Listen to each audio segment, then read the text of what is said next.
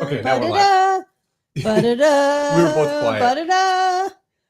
David doesn't have music, so I'm making my own. I had to, Ba-da-da, ba-da-da.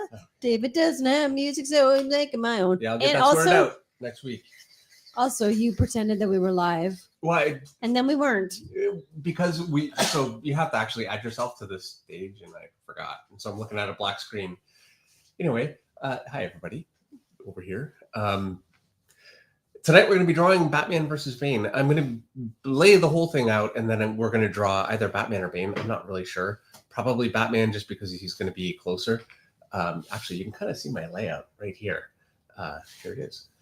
I don't know if that makes any kind of sense. That's a little looser than what I try to turn into an editor, but not probably loose enough. What I mean is I turned in stuff that's too loose to editors, and there's a certain amount of trust involved. They Anyway, somehow seem to interpret it. They do. Thank you, everybody, for coming and spending another Monday night with us. We're glad to have you here. My mic's all the way over here. Can anybody hear you?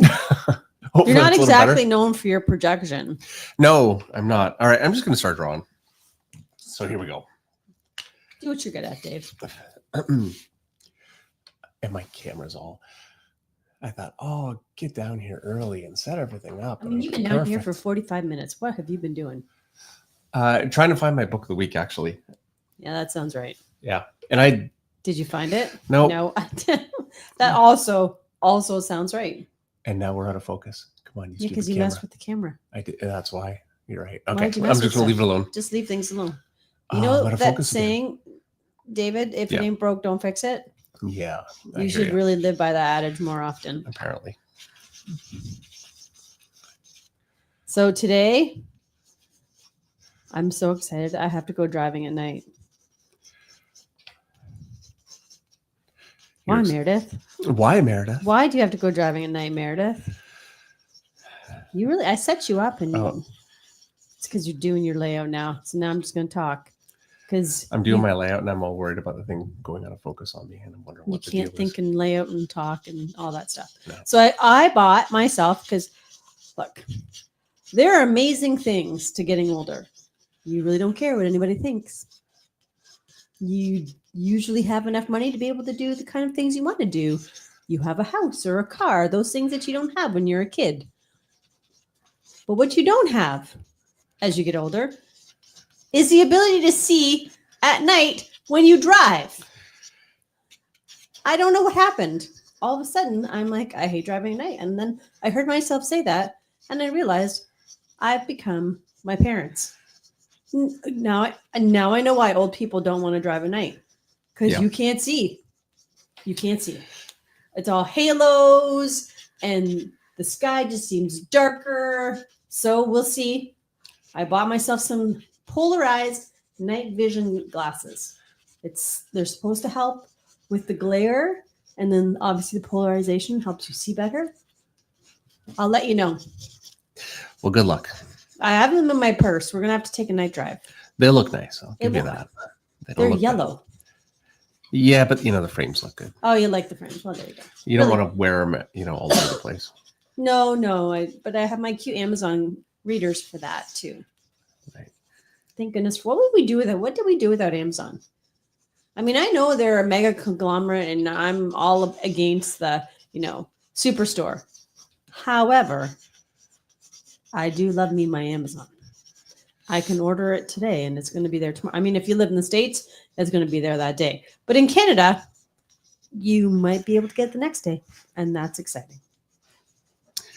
There you go. What's Zero Dark 30? I haven't seen that movie. It's a war movie.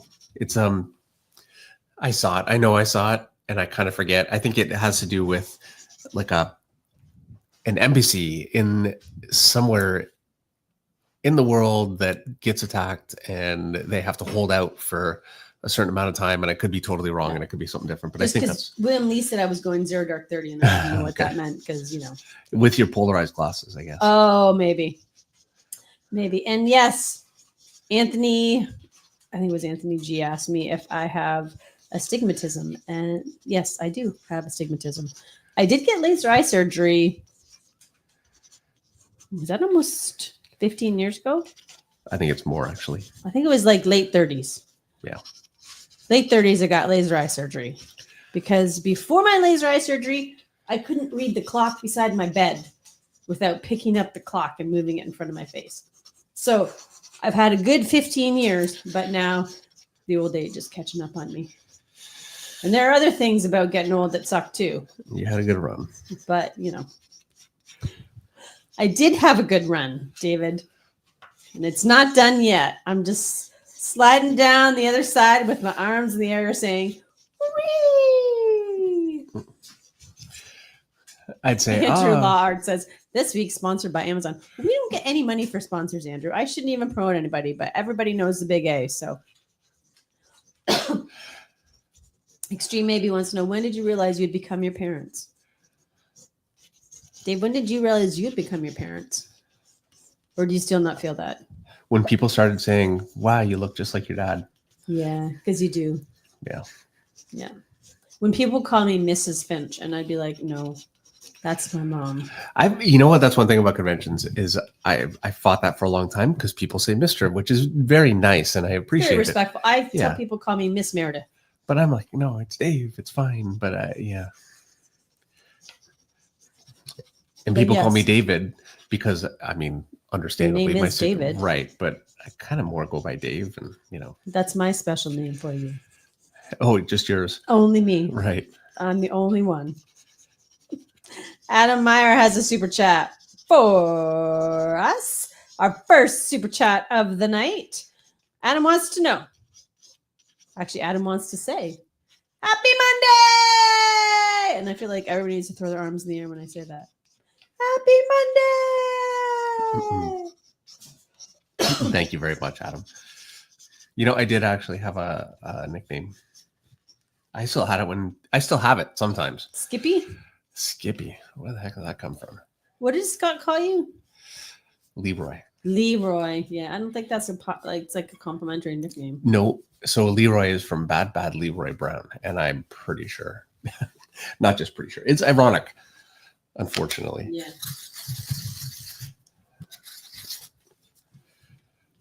All right, and we have another super chat from River Eastley. River says, thank you for being such an inspiration for me, and keep up the fantastic work. By the way, are you ready for this, Dave? Yeah. Meredith is hilarious. Thank you so much, River. I'll send your money via PayPal later tonight. Dave loves it when I get compliments like how funny I am. We'll give him a cut of our Amazon check. You know what? 50% of zero is still zero. The Wolf Master 91 has a super chat. Hey, Mr. Finch. I was wondering if you could show your old study sketchbooks when you were a young artist in practice. Yeah. You have done some of that before. I have done that, actually. There was a stream where I showed a whole bunch of drawing that I did when I was not learning. on sketchbooks, Wolfman. No, they're not. Yeah. I have some stuff, and I would say, I'll run out and search for it right now, but that's a bad idea. So not going to do that just because we would be here all night while I'm searching. But it's true. My camera our basement is dark. a disaster. We need to really maybe over the Christmas holidays, I'll make Isaac help me. Yeah. Maybe. I mean, I kind of pretend the basement doesn't exist. I walk past it on my way to my office. Yeah, I only see it on Mondays. Now I'm going to see it every week, so I'm not going to have to. You're going to have to deal with it. I am going to have to deal with it. I was thinking we should do like a little basement reno, like room with some stuff. Right. Well, I know that's your favorite thing. Yeah, can't wait for that. I could just I know how to build. I could do it myself. I could put some 2x4s, use the Tapcon screws, throw up some drywall. You know, my dad's always looking for a project. He is. I built part of my own office, and I did some of the drywall, and I got it decently far, and then I finally got somebody to come in and just finish. It was just not going to happen. I don't have time. And it's not just, look, if it were just time. It's the taping, honestly. It's not the putting up the drywall. It's the mudding and the taping. Well, and they were in and out of here in like yeah, I think it was so fast. Whereas if for me to do it myself, They weren't even here for a day. They were like here for like 2 hours one day and like 30 minutes the next. they were pros. They were so They good. were the professionals. They were great. The Three Eyebrows says, save me from this with a super chat. Three Eyebrows wants to know, do you have any tips on pacing? I'm halfway through my new book and I feel like I'm rushing. I'm not sure how to gauge that.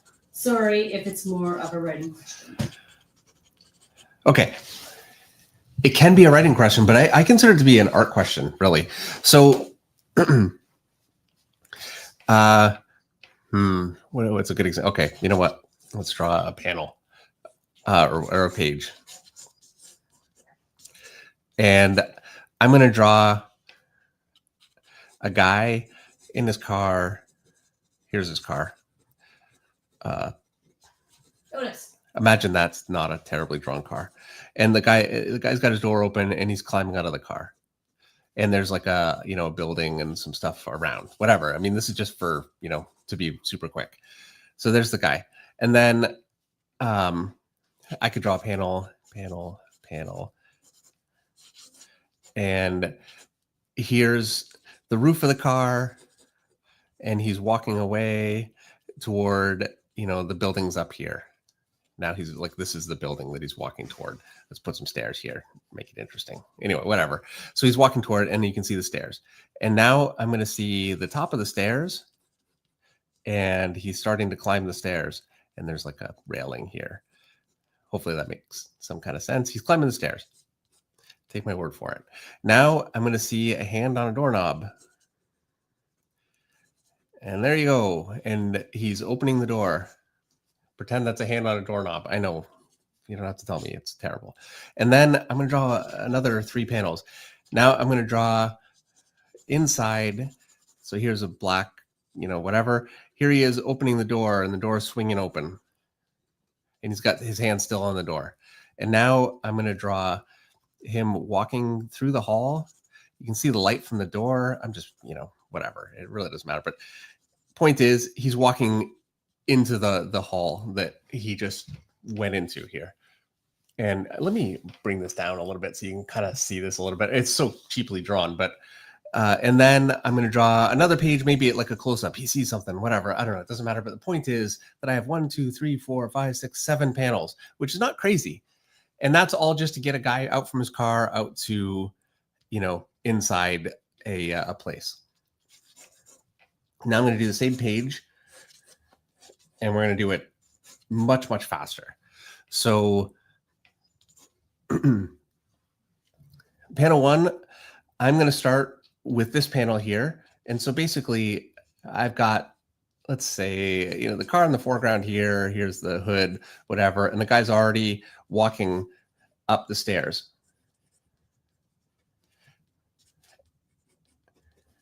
And he's got his, let's leave the door open. So it's like, you kind of get the sense that he's coming out of the car.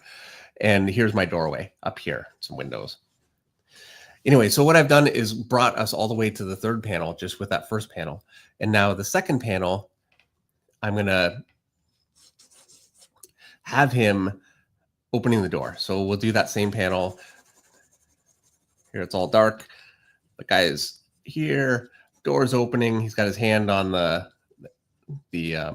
door handle. And there you go. Really, really simple again. And now for the last panel, I'm going to show a big shot. And he's like, he's surprised.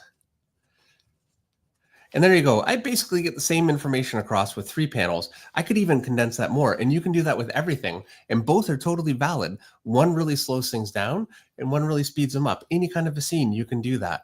You can draw every punch, or you can just draw, a splatter against the wall and the guy's just laying there. Like you always have choices, and that will speed up or slow down your actual interior page storytelling as much as you want or as much as you need, depending on how much emphasis you want to give a scene. So if you feel like it's going at a pace that you're not happy with, you can slow it down or you can speed it up or whichever you want to do. But it's always very, very easy to do that. You just, show more. Essentially what you're doing when you draw a comic page is you're drawing keyframes of action. And so you just pick how many keyframes you need, and you really only need so many. If I've already drawn the guy get into his car, I really don't even need to see the car. Well, I want to see the car there to show that he's arrived in that same car. So this would refer to a previous page. But really, as he's walking up to a door, and I've got the door handles here, now that he's opening the door, it's very obvious that he's walked up and opened that door. Like, it all just makes sense. And he's inside. So anyway, you see my point. And everything is really like that. So what I would do is really look at some artists that are very, very good storytellers. There are a lot out there that make those kinds of different choices and decide what works best for a given scene. Thank you. Mystery Meat 7574 has a super chat. Mystery Meat does not have a comment, so thank you very much for the super chat. And if you have a comment and you just missed how to do it, just tag me. And thank you very much. Really appreciate it. Which would you guys prefer to see today? Bane or Batman? Oh, I'm so far away. You know how far I am out of the chat when you do stuff like that. Hold on. I'm going to look up right now. So you go ahead. I'll just look up. Okay, you look up. And I'm going to read Golem Wolf. The Art Jedi says Bane. The Art Jedi is Joshua, who I owe. By the way, I saw layouts from Joshua, and I've been so busy. They look freaking great. So good. Joshua, they look incredible. And so we're drawing Bane tonight. Well, that was easy. All right. Moving right along. Golem Wolf has a super chat. Hey, Dave. Big fan. I saw in your videos that you use 2H LED. What do you like about that instead of HB? Just curious. 2H LED gives me more detail, first of all. It really does. Let me zoom back out a little bit. It gives me more detail, which is very, very helpful, obviously. And it also, it doesn't smear. Like, I can rub my hand all over it, and I really don't get much smudging. If this was HB, I would have a big smeary mess. I can always tell when people are doing samples with HB, and you know what? The fact is, there are professional artists that use HB. They do amazing stuff. So I don't want to say, oh, you can't use HB. I can't use HB. And I find a lot of people that are doing samples also shouldn't be using HB. I think 2H is it makes everything much, much easier. Do you have a 1H? That's just called H. And it's a very good question. I use H in the summer. A lot of times things get humid, and my HB or my 2H actually starts to really fight on the page. Like, it's like drawing on glass. It really doesn't go on well. So H might be a good alternative for somebody who, unlike you, doesn't press like the theory also, on the page all the time. I'm using, every time I draw, I'm very spoiled. That, right? That doesn't press. Yeah. And okay, that's a problem too. I press really hard. So it works for me because of that. Also, I work on very good paper. This is Strathmore 200 series. It's very good, but it's expensive to draw on that all the time. I'm very spoiled that way. It's nice. If you're not working on old age benefits. Yeah, there you go. If you're not working on really the best paper, 2H is just going to give you trouble because it's just going to dig in. And so I would say you want to soften up a little bit. So basically, Go with H. Yeah, go with H. But HB, 1H. 1H. There you go. Yeah, you'll totally find 1H out there. Yeah, go in, you'd be like, there's 1H. Right. Anyway, yeah, I do think HB is too hard to use. Or too soft to use. That's my opinion. Again, phenomenal artists out there that use it. And so, your results may vary. It's like anything, there's always more than one way. And anytime you give advice, you're always discrediting a technique that's proven to work, right? No, So all you're doing is saying, this works for me. Why? I'm just out of curiosity. Is this your camera thing? I'm occasionally, this is not a critique, sure. but sometimes my screen splits, like when you're drawing, like It's got like a little tear through. Yeah.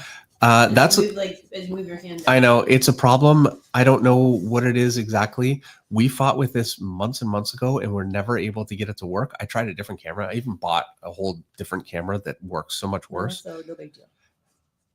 It's not ideal. I just don't know how to fix it. Well, You know what? I do know how to fix it. I can fix it by creating a million other problems. I can No, get a nice DSLR camera and like a No, we real don't. setup. If I had like IT support, yeah, as it is, this is kind of what we got. You know what? Sometimes it's fun to just keep it real. Yeah, that tearing actually, it shows up on my screen too. Does it? Okay. Yeah. All right. So on a positive note, our Jedi has a super chat. You know what our Jedi says? What? This is the perfect choice for Monday Night Draw. Thank you very much. Very much appreciated. All right. Daff Pappy has a super chat. Oh, sorry. Duff Pappy.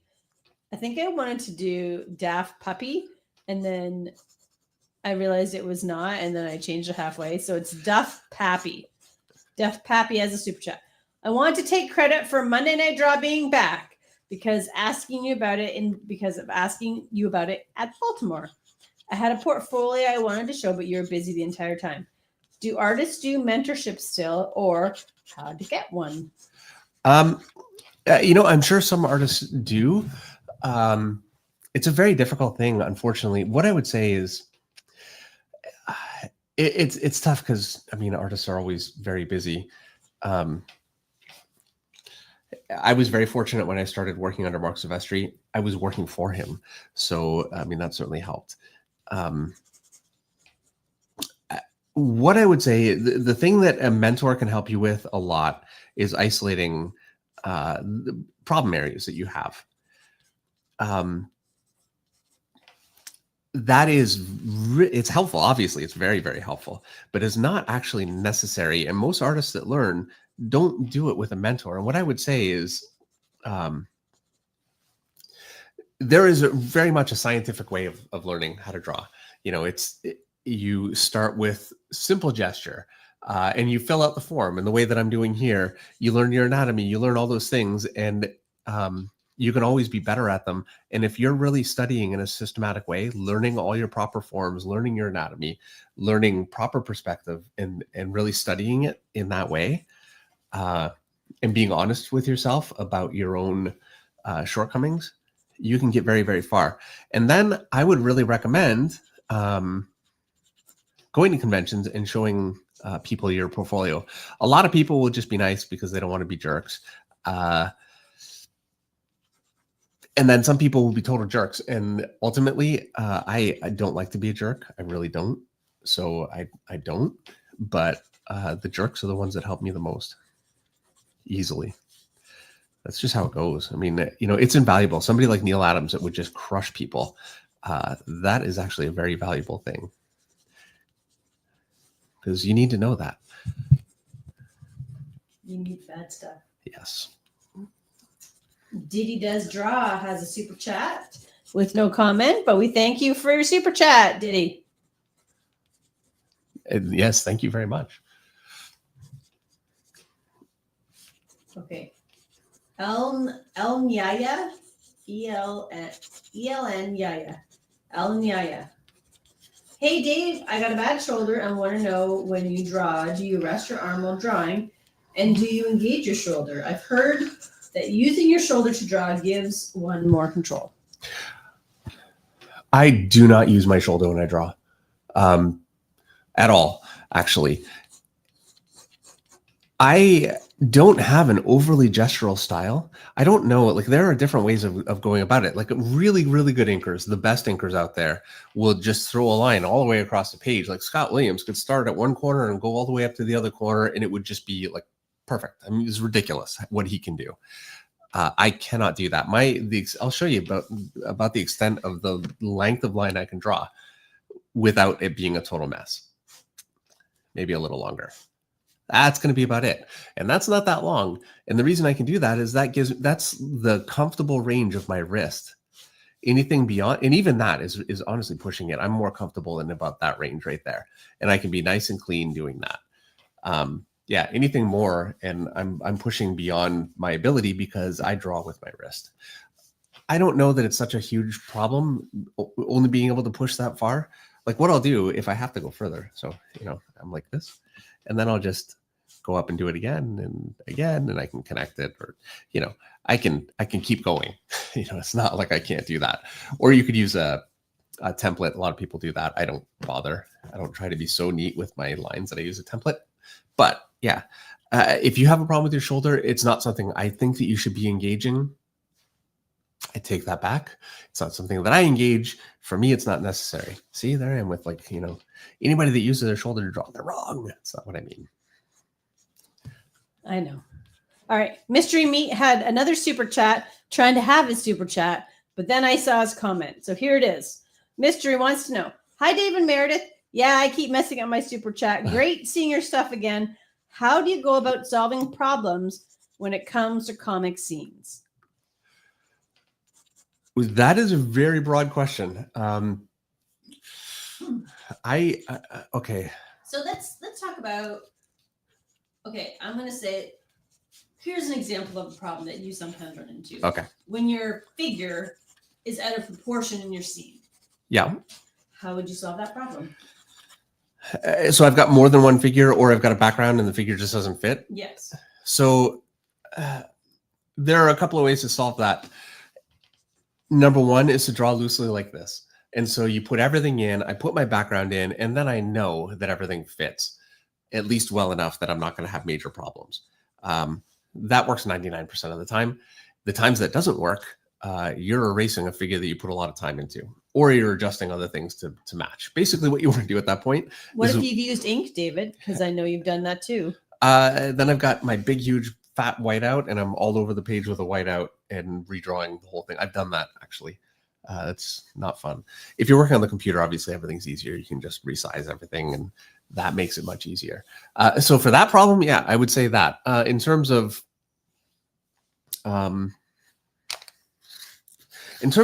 like storytelling, you have a shot and you're not sure how to approach it, and it's a difficult kind of a shot. I would say studying people that do it very, very well is absolutely essential. And you're always going to find shots that are different than anything you remember seeing. But the more you know and the more you internalize, the more you can extrapolate. So it's really essential to study. I think that's the only way that I know really to say, you know, this is how you get around that kind of a problem. And, you know, reference. So, you know, if you really struggle, and this will happen to me, I'm doing Walking Dead covers all the time. And there are times Walking Dead, it's more realistic, you know, should be more realistic. And I tend to be more of a superhero artist. So there are times I end up having to resort to a little bit of reference. All right.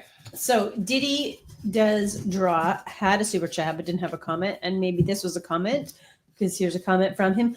Diddy says, I use HB because of Bart Sears, but it's so versatile and it's cheap. And there you go. And see, that's what I mean. Like Bart Sears does incredible work with it. And so I couldn't for a second say, oh, you know, you can't be using HB. I just find for me, it really doesn't work. Most artists that I know don't use HB. But that's most. And if it does work for you, then I think that's great. Bart has so much control, and he's a pro, like the pro's pro. You have to be careful that you're not limiting, maybe, or making it more difficult. I don't know. I would experiment. Let me put it that way. All right. Alaria TCG. I hope I did that right. Otherwise, it's a Lariat CG. But anyway, Dave, your skin breaker work is totally your magnum opus. I've said this for years, Alaria. I concur. Alaria says, I think it rivals. Are you ready? Bernie Wrightson's Frankenstein. I've also said this. You've got to admit that you're up with him. Okay. Says Alaria. It was very nice. Thank you very much. I'm very proud of Skin Breaker. I really am. I'm so glad it's coming out. I'm very proud. There are levels to this thing. The number of hours of work that you put into it. Okay, if we're judging by hours, you know, is a lot of hours. Bernie Wrightson is, you know, every generation you have like that generational talent. Well, maybe you're the next generational talent. I'm not, and never. It's Travis Tress, generational talent. Joe Mad, generational. Now they're the same generation, so I'm already breaking my own rule a little bit. But Yeah. there are Arthur Adams, Jim Lee. Some of these guys are generational, industry-altering talents. Bernie Wrightson is a massive, massive talent. One of the most influential artists of all time. Yeah, there's a difference, and I very much appreciate it. But yeah. Well, we can agree to disagree on this one. I'm going to go with Valeria. Okay, look, you know what? When you're an artist, like, when you're an artist, you can see the things that you can do and the things that you can't do. Yeah, I can do everything. I can see a very long list of things that he does or did incredibly that I can't do. Everybody can see. Other people can look at you and say, I can see a long list of things David can do that I can't do. Like, just nonsensical. Okay, whatever. Talking in circles. All right. Just accept the compliment. Thank you. There you go. Chip Whitehouse Art has a super chat. Chip says, grateful for amazing artists like you that do streams like this. So informative and inspiring for us up-and-coming artists trying to learn. Thank you for all that you do. Oh, thank you very much. Thank you Chip. for watching.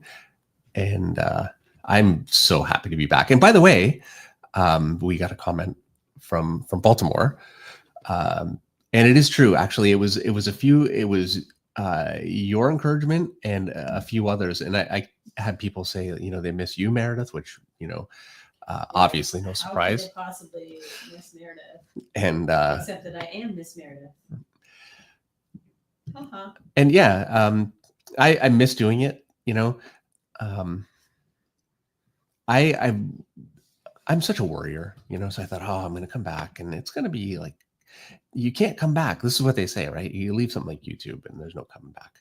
But I thought, you know what? If that's the case, it's the case. It's fine. Like, still worth giving it a try. And I think we're doing great. Well, not everybody. You guys are here. Not everybody has a flock like us. Yeah, we're very fortunate.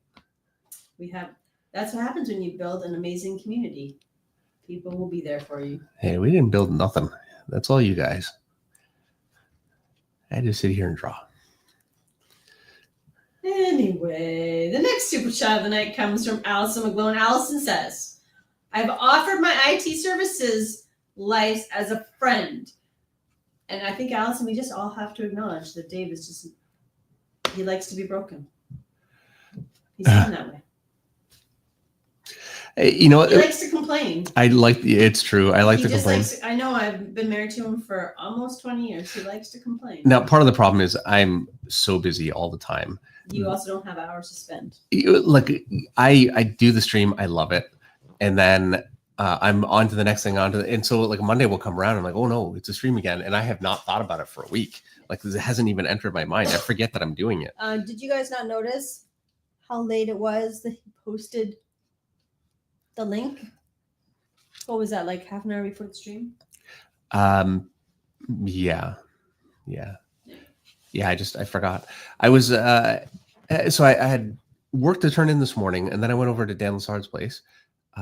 Check it out. I gotta show you guys. I had to move it because I was afraid it was going to knock my water glass over and spill water all over it. So I painted with Dan kind of thing today. I would do. So this is from earlier today. Anyway, so yeah, I was doing that this afternoon. Then it's a rushing home and dinner and the whole, and then this. So yeah. And even like painting like that, I'm like, I've got so much work I've got to do. I don't have time, but you know what? I have to do stuff like that too. All right. Johnny Dominion has a super chat. Johnny says, hey, Dave, what do you think of Absolute Batman? Would you be interested in working on that version of Batman in the future? Okay. First of all, I think it's amazing. I think Nick Dragotta is absolutely incredible. I think we all agree on that. The sales of that book, I think, attest to just how much people love what he's doing, but also what Scott Snyder's done with that. And so here's what I'm going to say. Yeah, I would love to work on Absolute Batman. Who would say no? Of course. I would also love one day to work with Scott Snyder on, whatever. He's such an incredible writer. He's a great guy. He's actually been very, very supportive of me. and especially Meredith. Meredith was writing for a long time and got so much advice from Scott. He's very generous with his time. Like he's a great guy. We love him here. Indeed. All right. Next super chat. Oh, hold on here. Hold on. I'm so far behind. Yep. Here we go. We're ready. Next super chat comes from Ilaria TCG. Opinion on Mike Mignola art. I just grew a lichen. Who? Mike Mignola. I'm kidding. I'm a huge. All right. I'm a massive fan. I'm pretty sure I've talked about Mike Mignola. Well, I know I have quite a bit on the channel. I think have we done a Mike Mignola study? We might not have. If we haven't, we need to do it. Yeah, I'm a massive fan. I've got all of his stuff, just about. And that includes, his Hellboy, but his Batman that he did for DC. He did I've got it. I need to organize my books, but he did an issue of X-Force, Rob Liefeld era. So it's got a Rob Liefeld cover, which is very cool. And it's all Mike Mignola on the inside. One of my favorite issues of his stuff. Yeah, he's an amazing artist and a phenomenal designer, not only of, backgrounds and page layout and all that kind of thing, but also characters. Obviously, I think Hellboy, a few people have heard of that. Greg Static Art has a super chat. Greg says, I've been wanting a mentorship too. With all the tutorials, it can be hard to find the right way to practice, especially for my specific shortcomings. I hear you guys, but I just want to say, Dave would love, as much as David would love to do mentorships, there just isn't time. Like, there just isn't. Yeah. Unfortunately, he is working so hard. Like, he rolled right out of Skinbreaker into another project. And as you saw by the fact that he didn't even post the link for tonight until half an hour before the stream, he's just always running. And I have to allow him to take a little bit of time to do things like painting with Dan Lassard so he can recharge his creative juices and do stuff for him too. I say no mentorships. You can blame it on me. Yeah, I do. I really wish I could. It's just not something I can do. But we'll have streams. Yes. We will have a stream where, I'm not sure how we'll do this. Well, we do like a lottery system. We do review streams. But I mean, we could do like a lottery system review stream where, your name goes into a lottery, like, how we would do the giveaway streams. And then your name comes up, you get your art reviewed. I feel like Eric could help us with that. I feel like what we had was working before, but. And then Mary's going to be here with the little stopwatch going click, click. There's your 10 minutes. Thank you very much. Well, one thing we do need to do. Because you would just go on and on and on. So if somebody has a, 10 pages worth of stuff, hard no. Very often I really want to see it and I think it looks great. And I'm way off the camera. Let me lift this just a bit. But you can't do 10 pages. Like, you have to pick the best 3. You have to show 3 pages. Yeah, and I feel guilty. I don't want to just say, you know what, I can only look at a little bit of stuff and, Here's what's going to happen. Meredith's going to be in charge of the review stream. I'm going to have to draw a little bit of Batman because otherwise. Because, you have to. You heard that, right? Yeah, I heard you. Meredith's going to go hard. Everybody's going to hate me. They think they liked me before until Meredith, but then all the people who wouldn't have normally got seen will love me. So, it'd be like a win-lose situation. Some people will hate me, but some people will love me. We'll get through people. I have my little timer on my phone that goes bloop, bloop, bloop, bloop, bloop, bloop, bloop, bloop, bloop, bloop, bloop, Yeah. I'm just drawing enough of Batman that I can draw. I really. You don't have to apologize. Yeah, I probably should have drawn Batman first. You always draw the foreground character first. I thought that's what you were going to do. I'm just creating problems for you myself. blame it on our Jedi. Yeah, there you go. Virgo C Art has a super chat. Virgo says, "Hey Dave, we got a chance to meet at New York Comic Con. Just wanted to thank you again for taking the time to talk and checking my portfolio. It meant the world to me." Well, my pleasure, and thank you. Thank you for coming by. And hopefully it's going well with your work. It's a hard thing to get. It's a hard thing to get noticed. It's a hard thing to get your work to the level where people start noticing. I mean, the commitment to get there is it's hard. I think you guys know that. But it's always worth it in the end. And I see artists all the time. Actually, a lot. You know what? A lot. And I think I don't know how much I helped, and maybe not at all, but maybe they'd watch the stream and maybe hopefully got something out of it. And so I've had artists come up that are working for Marvel or DC and say, I watched your stuff and thank you very much. I can't tell you what that is like. The stream's been around and the tutorials have been around long enough that I feel like we helped. You're influencing people. At least in some small way, which is really, really awesome. You're influencing people. Okay. Diddy does draw. I'm just going to read his comment because he said, he says LMAO, because the comment I said about the H said, he said, I was just replying to in general. If anything, my super chat comment would have been about how Dave was the subject of my final essay. And it was on why you should buy his original art. LOL. Well, I like that. 2 chats, did he? I love that one better, actually. Yes, you should buy his original art. Yeah. Thank you. Somebody who benefits from that, buy his original art. This is not a paid advertisement, but it is definitely an advertisement. Corey Pacillo. Corey, I apologize. Speaking of which, by the way, I just want to mention, if you are looking for my art, you can get it at Essential Sequential. And I talked to Jason. So Jason Schachter has Essential Sequential, and he said, hey, would you mind putting a link up? Because I don't actually have a link. And I said, yeah, I'll make sure to do that right away. And I forgot to do that too. So. Oh my gosh. Now we really are shilling. I know. Terrible. I mean, I was all fine, but then you had to go like, you could buy it and blah, blah, blah, blah, blah. That just seems cheesy. Come on. Does it? Well, yeah. Fair enough. But I love you anyway, because, Pony's got to eat. Corey Pacillo, we're back to your super chat. Corey says, not to sound strange, but I love that you two do these draw sessions together. You guys just seem like best friends, and that dynamic is so cool to me. We're doing a good job faking that, Dave. Whoa. No, thank you very much, Corey. I will say, honestly, David is my best friend. He's my soulmate. Like, he's the person that I need to get through my life. And I'm so grateful that I have him. And I'm going to keep saying nice things, and then his face is going to go all red. You can see him on the camera. Don't look up, Dave. Don't look up.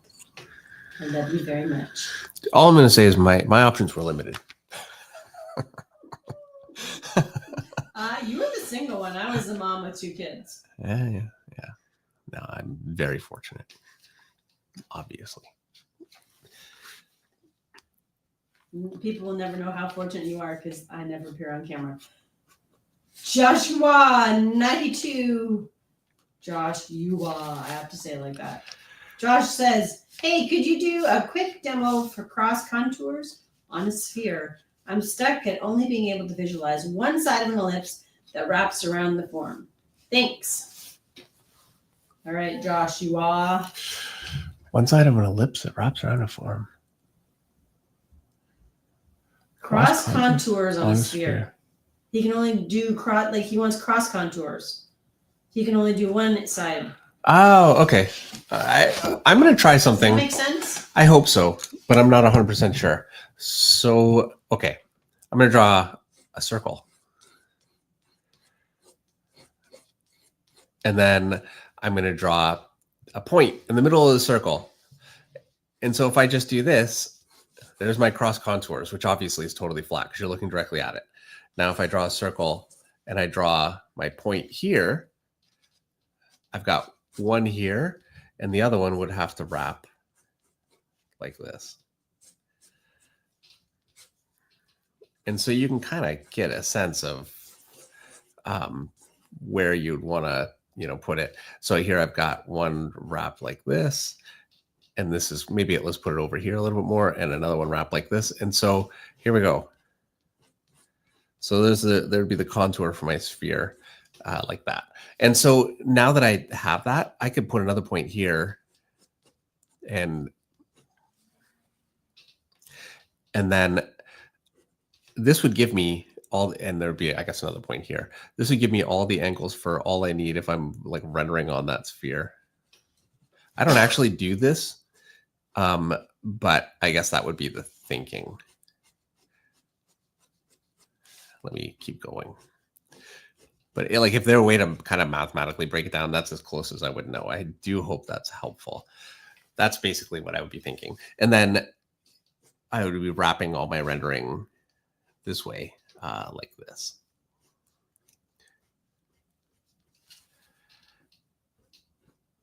Just following this round. Let me zoom in.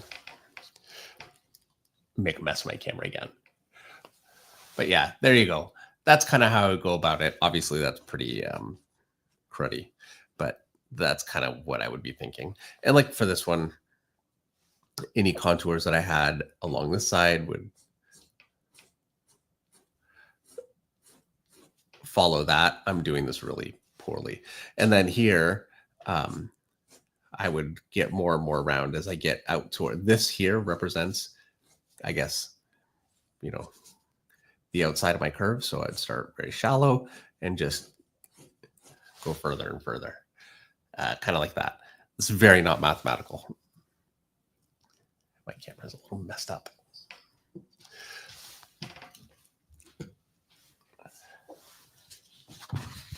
I truthfully don't know if that's exactly what you meant. I hope it is. Thank you, David. Alessandro Kreppel. I hope I did that right. Alessandro Kreppel has a super chat. Hi, Meredith and Dave. Thanks for bringing Monday Night Draw back. I draw every day, but I feel like I'm stuck and I can't seem to improve. Do you have any tips on that? Yeah. Okay. So I would have questions, actually, more than tips. I would say, number one, what are you drawing? Are you looking at influences? Are you doing studies of other artists?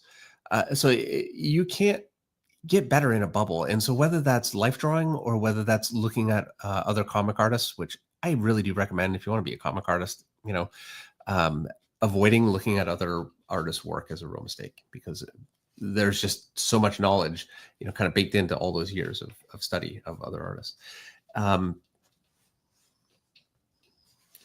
So, and really what you need to do to make that work most effectively is you look at whatever artist it is, you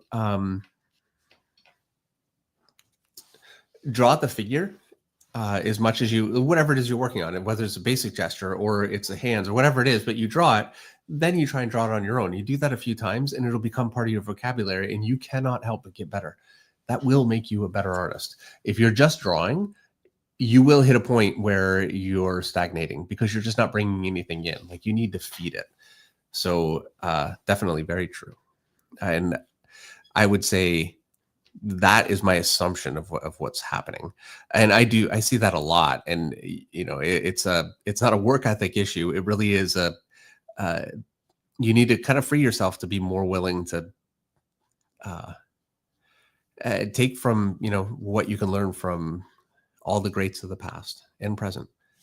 So yeah, more study in a focused way, looking at people that do it well.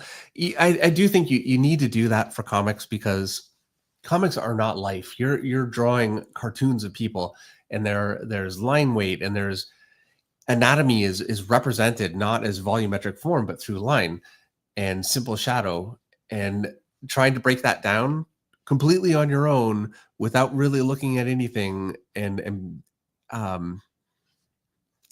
it's nobody does it. Nobody does it well.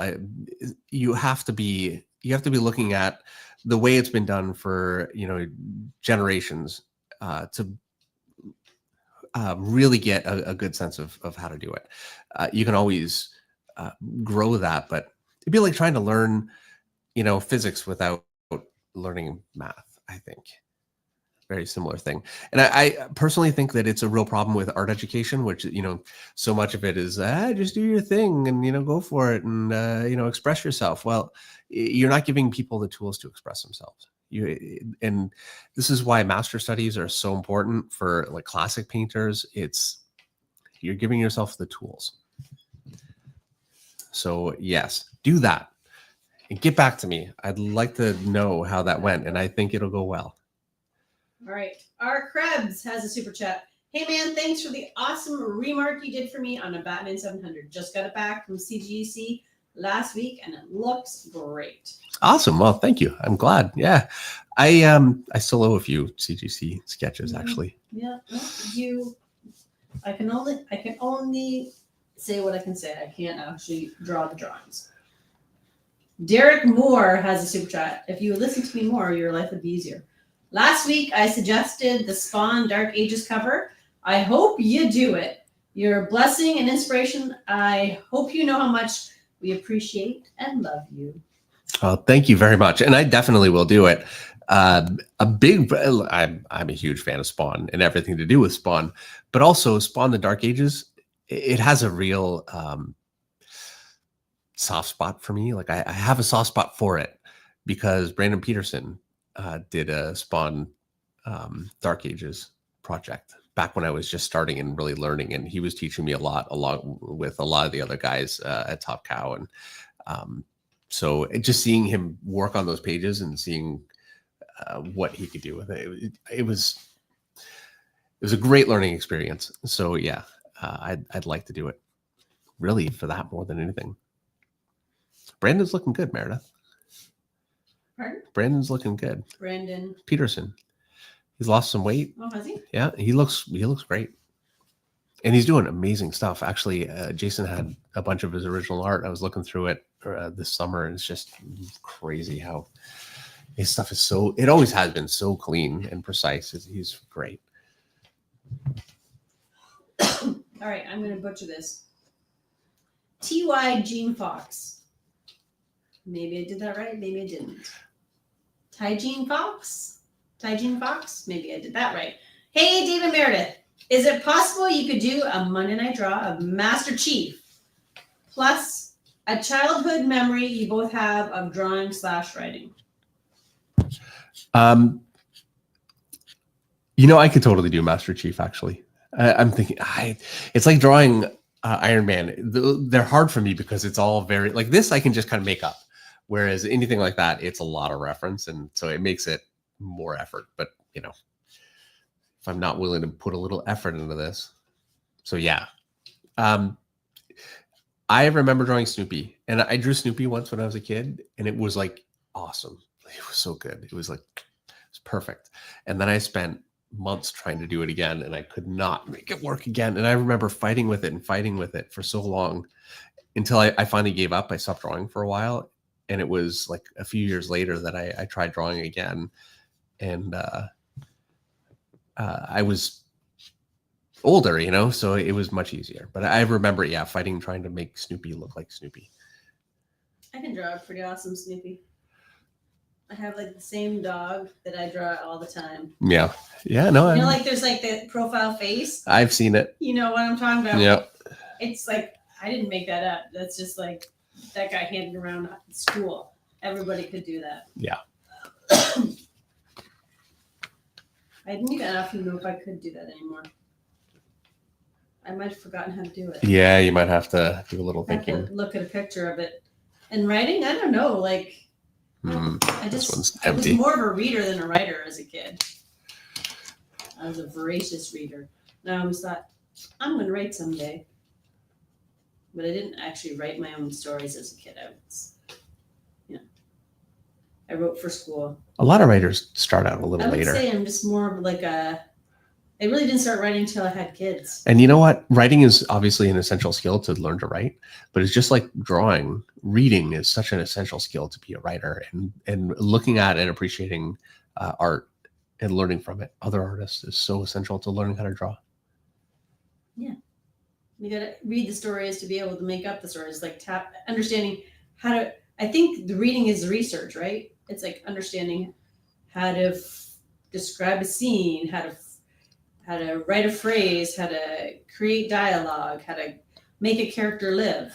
Right. And the more you read, especially once you learn kind of the rules of how to tell a story, story beats and act structure and all. I'm not a writer, but once you learn that stuff, then when you're reading, you're much more aware of it and you get even more out of it. This is why, like, I resent, it's a strong word, resent, but it makes me feel bad when I watch sports that my understanding, I just don't have it. Like, I watch hockey with a friend of mine that plays a lot of hockey. He played, when he was young, and he still plays now. And he's watching a different game than me. There's just no way around it.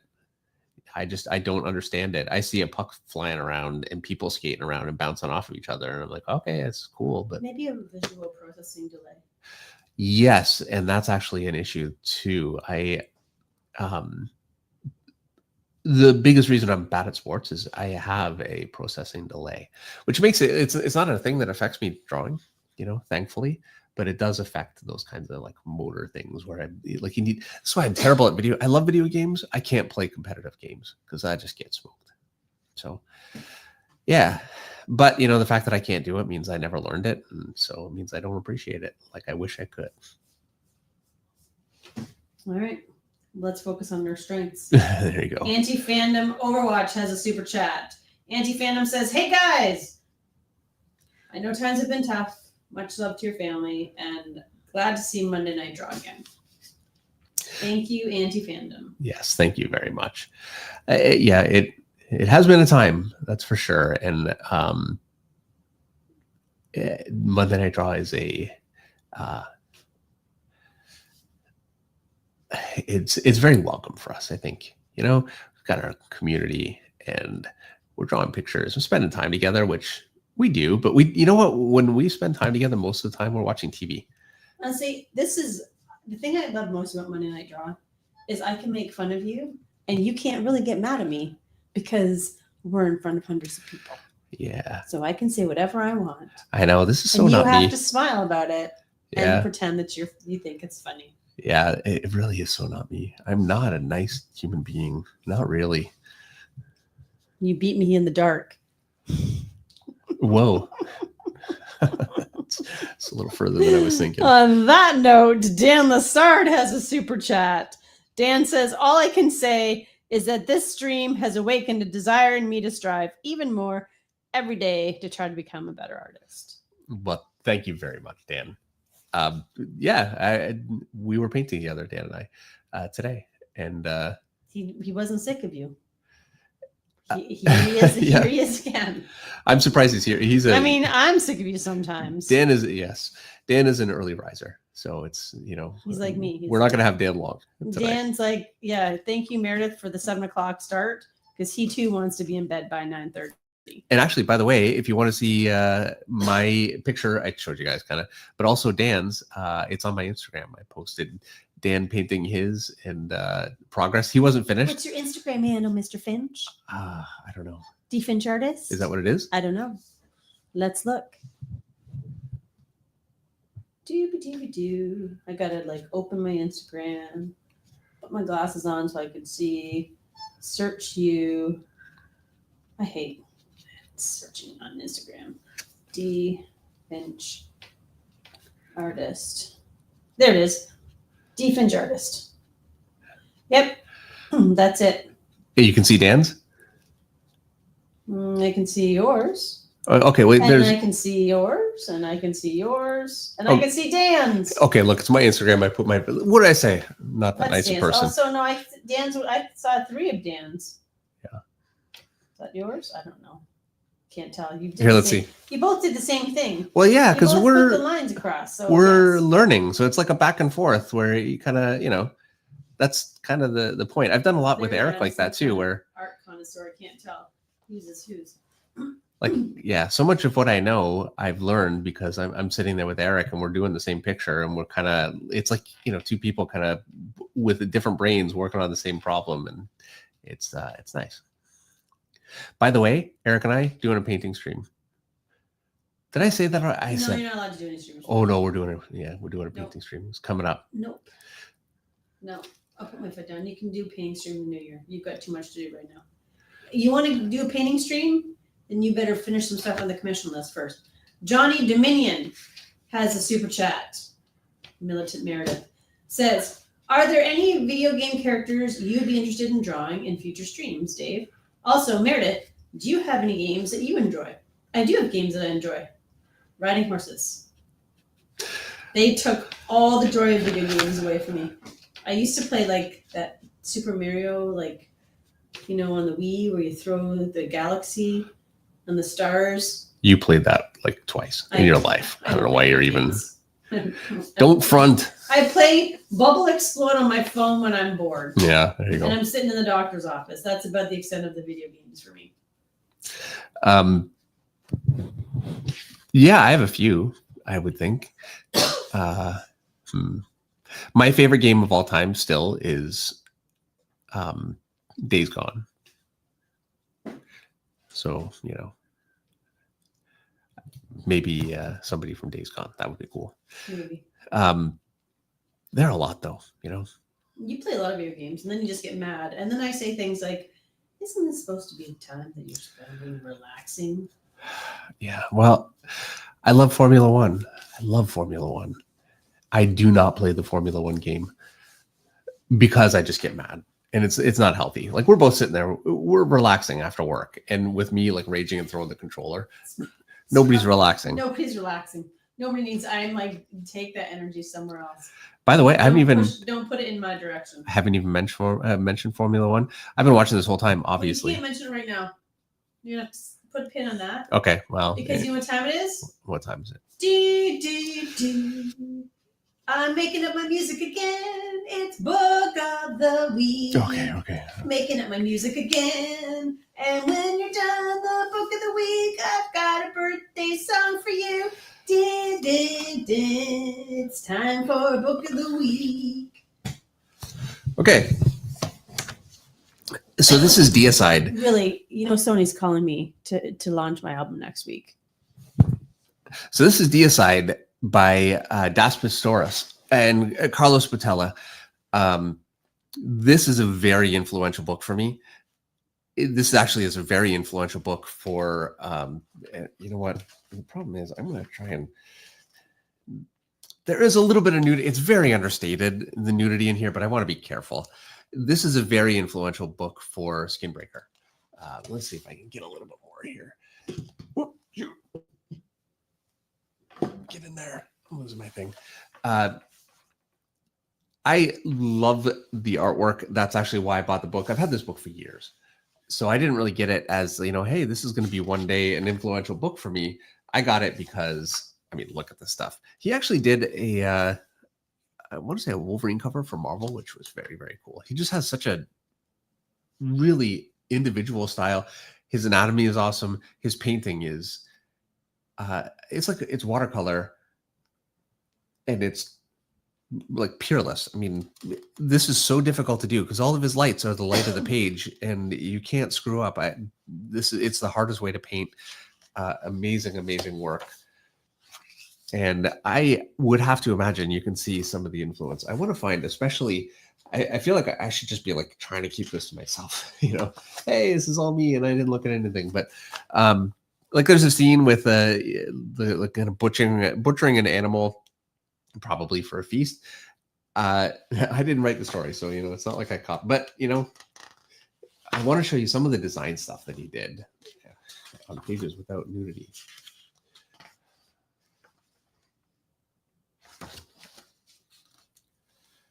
Like some of this stuff, like that is absolutely crazy. Just, yeah, amazing work. Like that right there, definitely kind of picked up on some of that. Especially early on. As it goes along and I start to get a feel, I start just kind of doing my own thing. But when I'm starting, I'm looking at a lot of different things. And there were other books too, but this is a really, really big one. He doesn't have really extensive costumes, but some of his background stuff, like check that out. I shouldn't be showing this.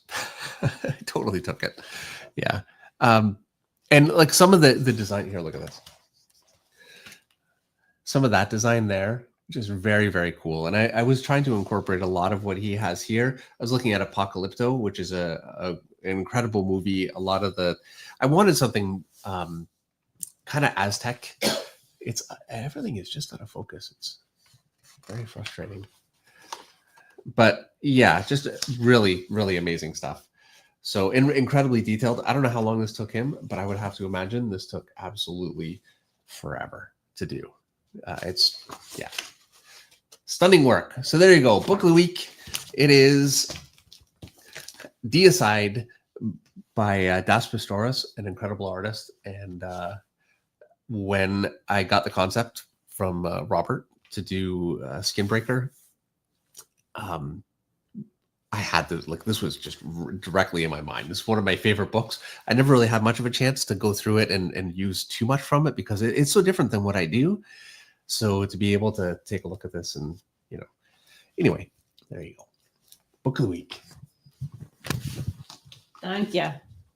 Oh, and we started just before this with Dan Lassard. We have one more Dan Lassard super chat. Dan says, painting with David is so very humbling.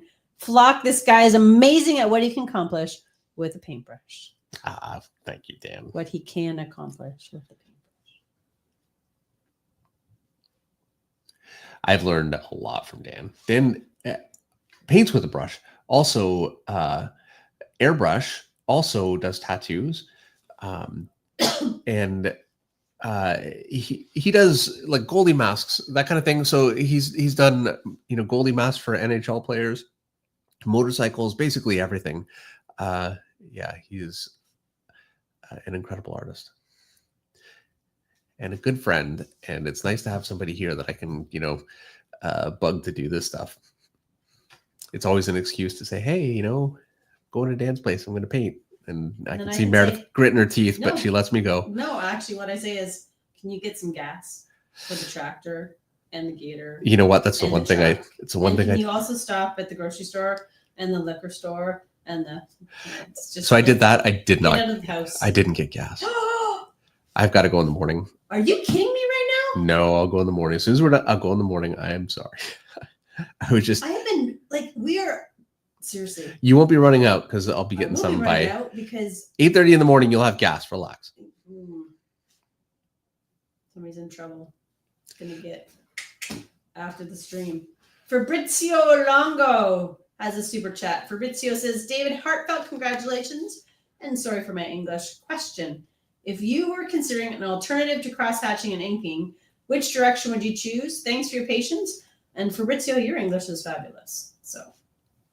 No apologies necessary. And yeah, thank you very much. And okay, well, my number one that I would like to do is paint. Obviously, like I love painting. I just don't get the time, so I rarely. No. Considering an alternate to cross hatching and inking. With inking. If you weren't going to cross hatch and you're inking, what would you do? This is why he needs me, people. Oh, geez. I know exactly what I would do. And I've considered it so many times and I've always shied away from it. And that is what Jim Lee did on Deathblow, what Jay Lee did on Namor, obviously what Frank Miller is so influential. What he did, Frank Miller did on Sin City, and what Bill Sienkiewicz does on everything. That would be what I would want to try. And I'm always just so afraid to do it.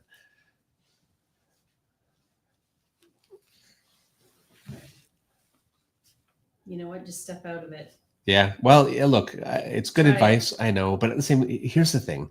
When you're young, all your options are kind of open and hey, try whatever you want. You get to a point though, where what you do, you get people expect like, okay, so if I take on a job, and I say, sure, I'd love to do a cover. That would be great. Thank you. And I turn it in and it looks like a totally different artist. They are not going to be happy. That's not what they're paying for. And that's not fair to a client. So I can do it on commissions. And I've kind of played with it here and there on commissions, but I've never really done it for like a job just because I'm always kind of conscious of the fact that that's not what people are looking for. What I need to do is take on like a, just a 8-page job, something small. and just say going in, this is what I want to do, and see if I can get somebody. Or you could just do it. Just do your own thing. All right, You do it on Monday Night Draw. Do it next week. Not next week because you're going to finish this drawing. Well, yeah. Right. It actually be blast. I will just say this. The only thing I'm going to just throw out there as a caveat to what you said about always just doing what you're doing. That's how you get stuck. Sometimes you got to try different things. And then you just do exactly what you tell the people to do. Then you incorporate new stuff.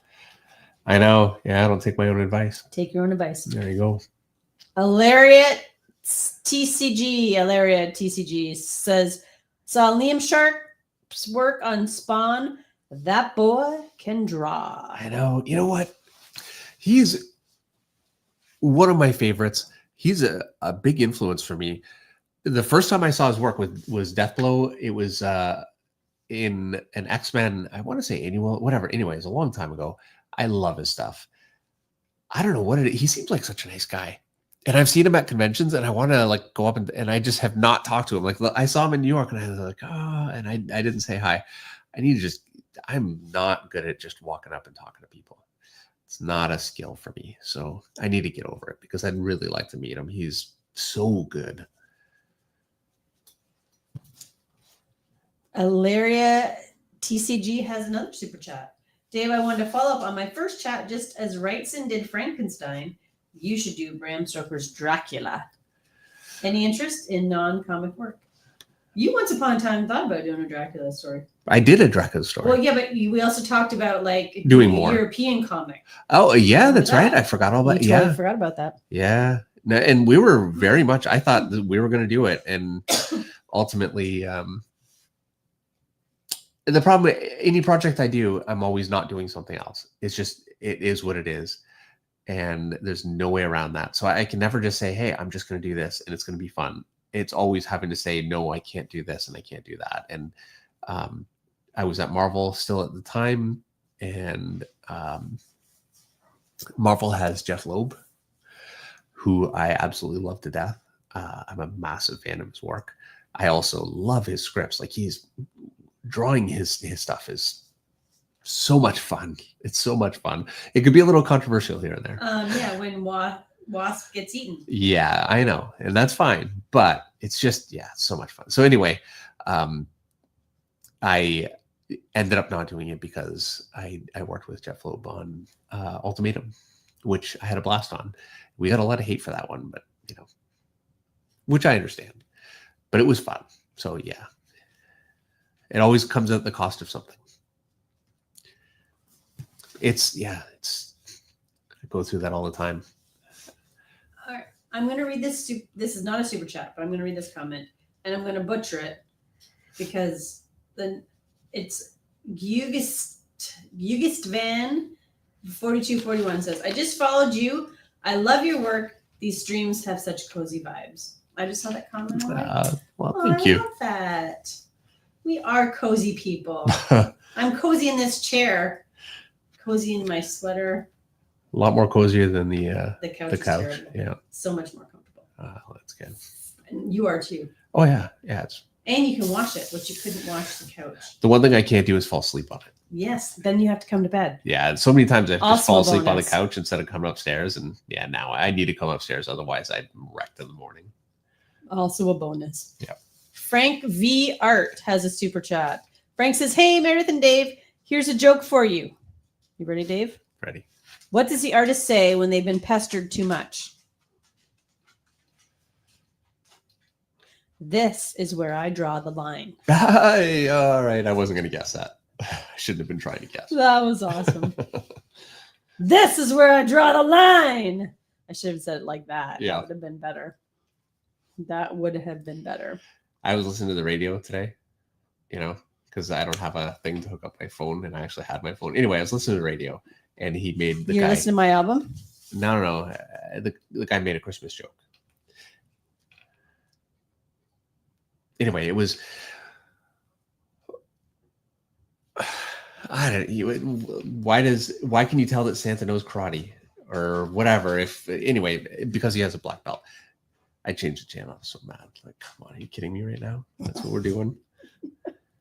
Wow. Yeah, it was rough. Grinchy stole Christmas. Finchy stole Christmas. I'm telling you, Otis.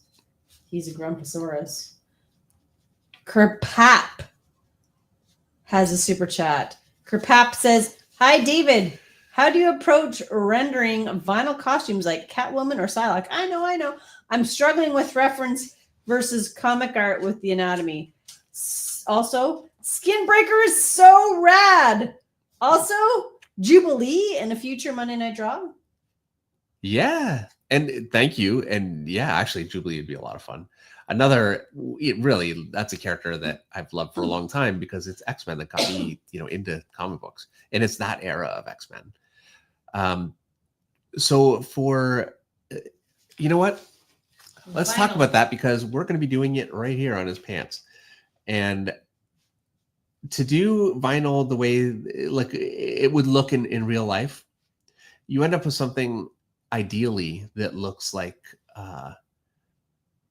Adam Hughes. Now, Adam Hughes is not just having to look at reference for that. He's like a genius. You talk about, again, another generational talent. I feel like that era, we're so fortunate to have so many incredible artists. Anyway, he can do it. Nobody else can. I certainly can't. I have no way of doing that. Like I would have to reference every single picture. I'm not doing that.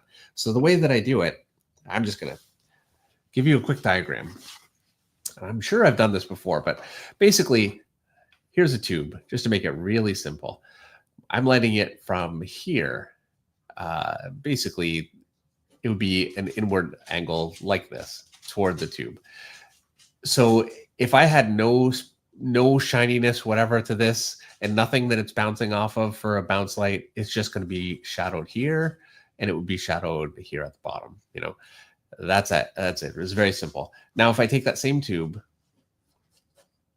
and I make it a very shiny surface and still dark, what I'm going to end up with is a shadow here, much bigger, and a shadow on the other side. And you can see how immediately that actually looks, and that would be dark. It looks shiny because your band of light is much more focused and narrow. So that's how you create that effect. Now, if I want to create some folds through it, I'm just going to draw some lines through. Let me grab my eraser. This is like ham-handed, so I have to basically erase. I do this when I'm drawing too. I just erase the whole thing and fix it. So I'm going to basically just do negative space here. Let me, again, just move this in and hope it'll focus. There we go. And I'm going to do another one here. And you can see how that starts to kind of cut in some folds. And that's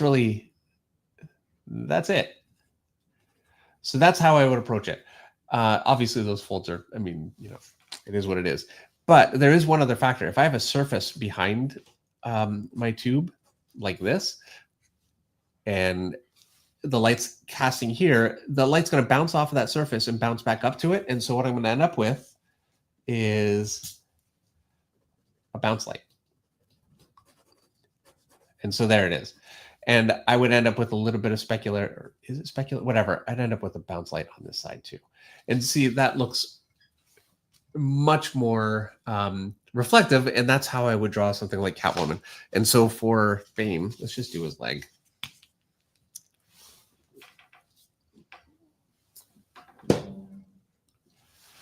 Okay, so I'm going to create a bounce light, and so I'm not going to go all the way. That's the wrong one. Here it is. I'm not going to go all the way to the edge.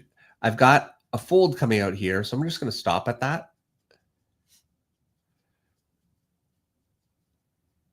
I've got this muscle coming up here. By the way, I'm going to end up having to use whiteout. I always do, especially if I use more than one light source. It's very difficult to calculate everything perfectly beforehand. So here's some folds, and I'm kind of figuring these into the shape. Now, I've got this muscle coming up here, and then this one kind of connects a little bit more like this. And I'm kind of building this a little bit because I'm building around muscles and not such a simple shape. I've got my center muscle here. He's got more muscle definition than you're going to get with Catwoman, but that just makes it Catwoman easier, honestly, or harder if you have a real tendency to overdo it with the anatomy. You can get a little bit ghastly looking, so you need to be careful.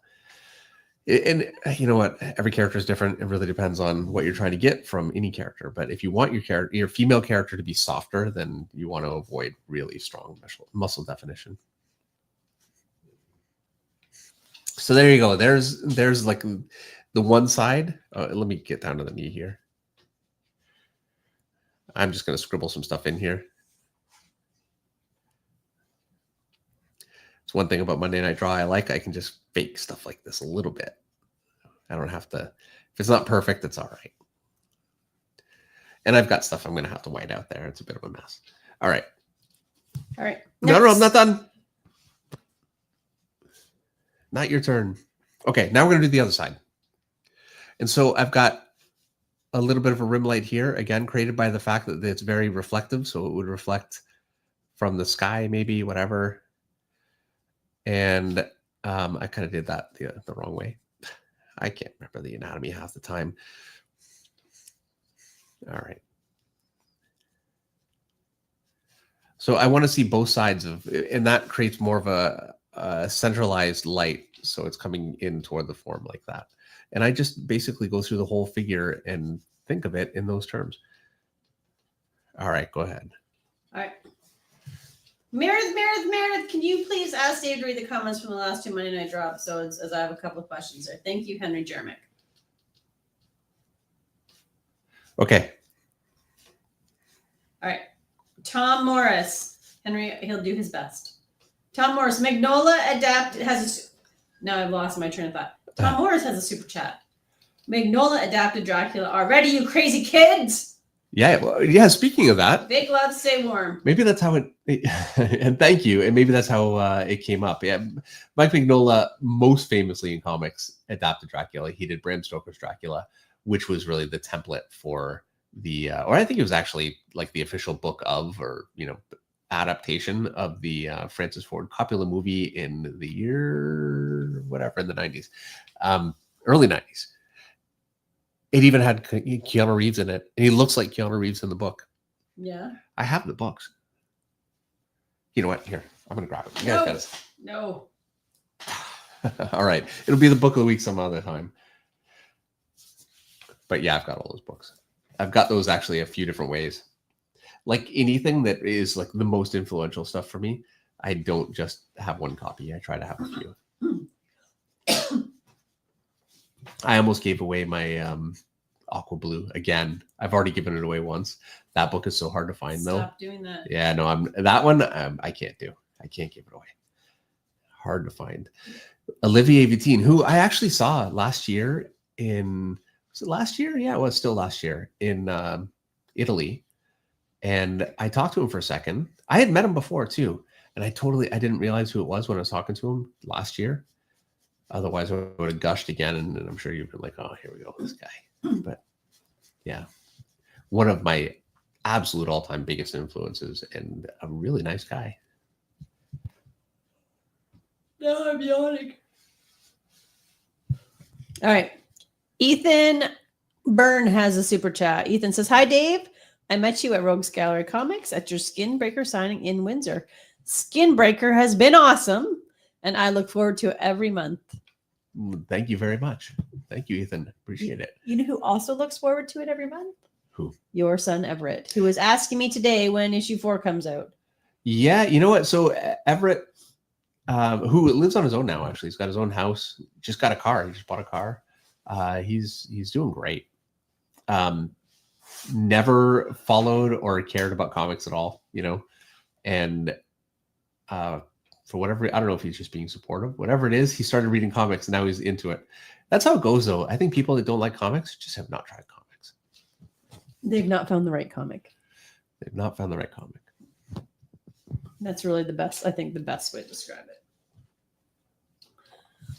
it. I think I'm caught up on the chat because Past Master Dan says a yawn is a thought trying to get out. So now I'm going to reset. I'm going to refresh. to see how many likes we have. Oh dear. And by the way, We have 525. Oh, I was going to be 525. Somebody beat me to it. 526 likes for me. So 569 people are watching right now, and I want to know why we don't have 569 likes. So now is the time of the night when I tell you to hit that like and subscribe button if you have not already subscribed, which I can't imagine that you're here watching this without subscribing.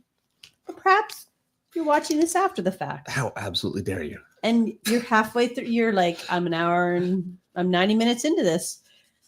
And hey, this is awesome. And then I say to you, 554,000 people. I was going to say 100,000 people. You can tell my brain's turning off as the night gets later. Can't be wrong. These subscribers can't be wrong. So click subscribe and click like. All right. So we're at a point where in a minute, I'm going to start to put some detail on.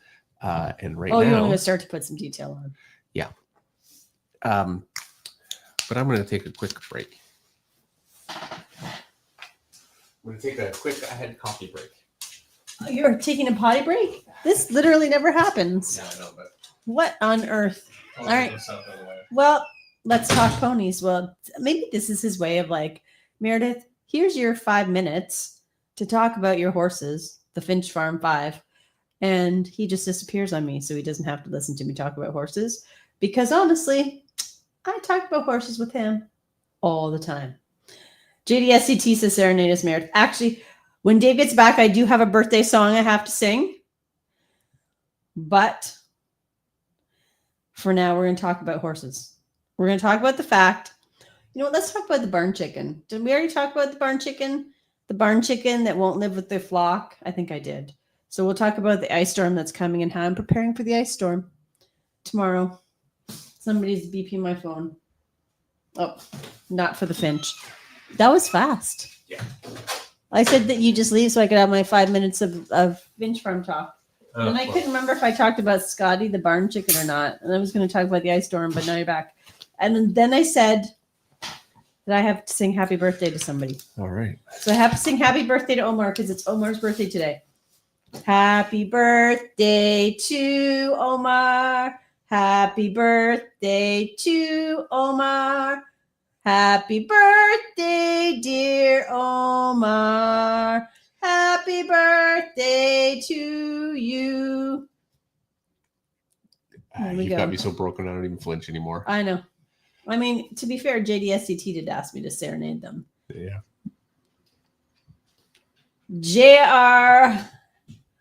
J. Rasco, I think is actually instead of JR. J. Rasco says, it's fun seeing you back on Monday Night Draw, Dave. I'm wondering about your thoughts on the double lighting rendering technique of Dale Keown. I've studied it for years and still can't figure out how he does it. Thank you for the super chat. Oh, and thank you. That is such a difficult question. So I really struggled in my early career because I love that stuff, especially the way Dale does it. Nobody does it like Dale. And I remember Mark Silvestri saying to me, you need to pick one light source and stop, because I would just drive myself crazy. I couldn't do it.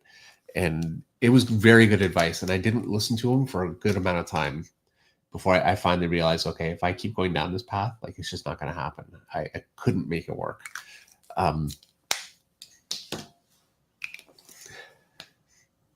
It works very much like this. But it's all done with rendering. I finally gave up and I went totally just one light source, and I started going with solid shadow, which is more of a Simon Bisley technique. That's what I was looking at a lot at the time. And that really bailed me out. And then it gave me something to build on. I could never make the Dale Keown technique work, and I still can't to this day. Jim Lee does it beautifully. So many image artists did it amazingly well. I couldn't do it. So I can't really break it down other than to say that I agree with you. I love it. I can't do it. It's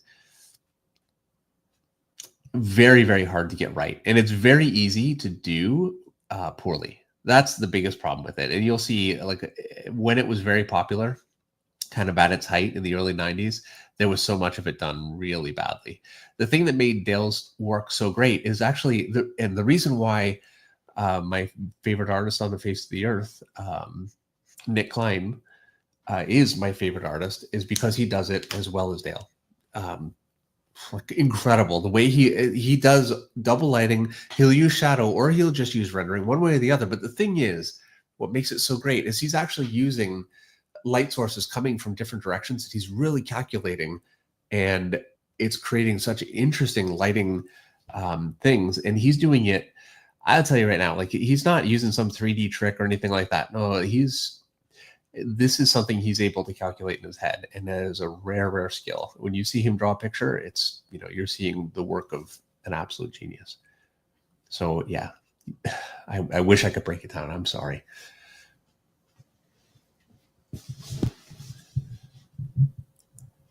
SCS Powerlifting has a super chat. That angelic voice almost made me propose to my wife all over again. Dave is so lucky he gets to hear it all the time. See, somebody loves my singing. Even Dave doesn't appreciate it. I know the flock does. I just keep quiet at times like this. The problem is my cough is damaging my voice. You think so? Mm-hmm. Your actual? I don't think. No. Yeah, I actually think it is. I can't sing like I used to. Maybe that's old age. Yeah, I don't know. Look. I go to church and I try to sing the all my hymns, and I'm like, I don't have the range I once did. And I think it's the cough damaging my vocal cords. Yeah, I sing just as well as I ever did. And look, I don't mouth the words. I actually do. You do sing, yeah. Yeah, but very, very quietly, not so as to not make anybody all the time. Can you actually even hear this? Because I'm so quiet. Like I'm surprised you can hear me at all. No, I don't. I don't usually hear you singing. Right. Yeah, I try and keep that to myself. Know your limitations. Know your limits. Stay within it. Yeah. Well, why? Staying within your, sometimes going outside the boundaries is fun. Right. You know what? Sure. I'll start belting it out Color next time. outside the lines, David. Is that what you want? Yeah, 100%. Yeah. We go to 8 o'clock church. There's no hymns anyway. You know when you can sing? Christmas Eve service. There you go. All right. And you can sing all you want. I mean, you used to sing Thomas the Tank Engine songs to Isaac and Twinkle Twinkle Little Star. Look, you do what you got to do. That's parenting. And he didn't care. No, he didn't. He is better. He is his mother's flair for music, though, in the sense that he can carry a tune. If I tried to sing them to him now, I think he would complain. Yes, he would not have that. Well, he's 17, so anyway, but yeah. All right. Adam Meyer has a super chat. Adam says, do you still own any original Ascension work? And would you ever do a collected version? I do not actually own any Ascension art at all. I haven't for many years. So I went through a period around just before I went to Marvel. I was young, and it's tough to be motivated all the time. And I get people say, how do you maintain motivation? Well, the way you maintain motivation is you have to be disciplined. And a thing that really helps with discipline is missing rent. Let me tell you that. And so, yeah, I got to a point where I was working so little, I just was not motivated. And I was starting to miss rent and I couldn't pay my bills.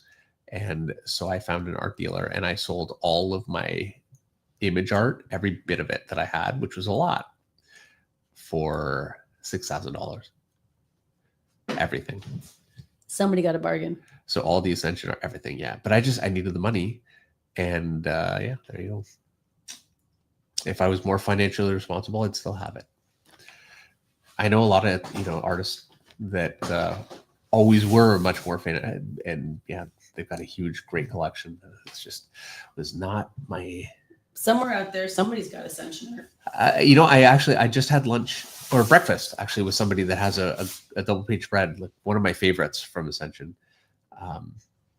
He's executive with TikTok. And so, yeah, we were talking about, I basically grilled him on all that stuff. It's really interesting. I never talked to anybody that, somebody like high up at a place like that. And it's not like he told me any secrets, but it's just cool. It's a very cool perspective. So Very, very fun. So yes. Allison says coughing can damage your vocal cords. And Anthony G says his brother had cystic fibrosis, violent coughing his entire life. And in his late 20s, he sounded like an old man. So it's true. I think it creates scar tissue on your vocal cords. Sure. Yeah. Yeah, I guess. I mean, look, I can feel it. Not just being nice. You don't sound, well, sound fine. Give me another 10 years. There you go. I'll be on the stream talking like this. Sultry. I don't think that's sultry. Okay. It's Batman is what that is. But you do you. So it'll still work. M. Boone has a super chat. M says, "Hi, David. Glad you're back. Do you have any advice for improving as an intermediate artist? Most tutorials are aimed at beginners. Thank you." Yeah, that is actually a very good question. Most tutorials are very much aimed at beginners. The way to improve it as an intermediate artist, and I would define being an intermediate artist as someone that has a good understanding of anatomy. And by good, I mean good. Until you have anatomy that you can just whip out and make look believable and good, that is a major, major weakness that you need to fix. And there are different types of artists, so it's still unfair, right? Like there are artists that are professionals that are great, that anatomy is not their strong suit. So it depends. But I'd say, okay, have a good understanding of anatomy, have a good understanding of storytelling, of perspective, and the basics. And that's really, if you understand that stuff, that would put you at, an intermediate kind of a place. The place to go from there, now you have an understanding of everything. Now you need to develop it and figure out kind of who you are and develop your skills, according to the kind of artist you want to be. And that's where essentially master study comes in. And I mean, that's something you do right from the beginning, but I'd say you want to be working on samples, because drawing pages will reveal your weaknesses more than anything else.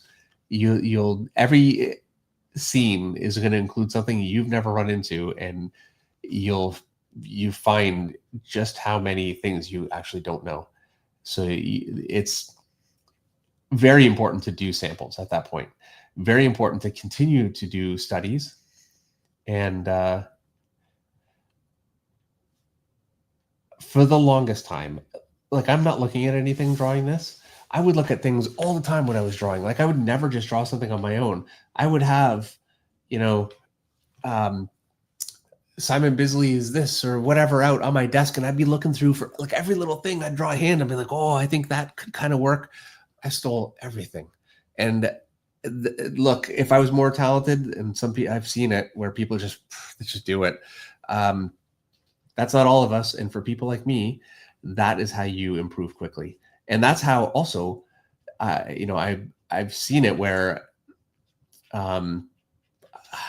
like I always reference everything back to Top Cat, but that's really where I worked with a lot of artists. And I saw very talented, clearly more talented than I was, like easily more talented artists come in and just fail. And they failed because they didn't grow. And it's because they just drew. They just drew whatever it was they're doing. So you have to try and keep growing. I would say also, it's very simple. I'm just making this such a long answer. I'm sorry. It's simple. Don't overcomplicate it. That's, if I had one piece of advice, perspective is very simple fundamentally. How you use it can be more complicated visually, but the only way you're going to learn that is doing it and making mistakes and looking at how other people do it well. You're not going to mathematically get better at perspective because you can't draw pages and be mathematically figuring out. It's just not feasible. So yeah. And like layout, I've seen books where they go into like this crazy detail with all this stuff and all this theory and blah, blah, blah. And really, you only need to know a few simple shapes and, layering black and white. Keep it simple. Like most, I'd say by far, what you need to know about laying out panels and covers, you can get How to Draw Comics Marvel Way. And that is a beginner's book, but it is not, because the concepts don't get more difficult. What gets more difficult is refining it past a certain point. And I don't know that there's like a learning regimen other than experience and being self-critical and always striving. There are artists that do it better than you. There are artists that do it better than me. And if you let that stand, they'll always be better than you. But if you steal it from them, and I don't mean just swipe, I mean, because obviously it's not good. What I mean is do studies and learn their technique. That's how you go from being intermediate to being ready.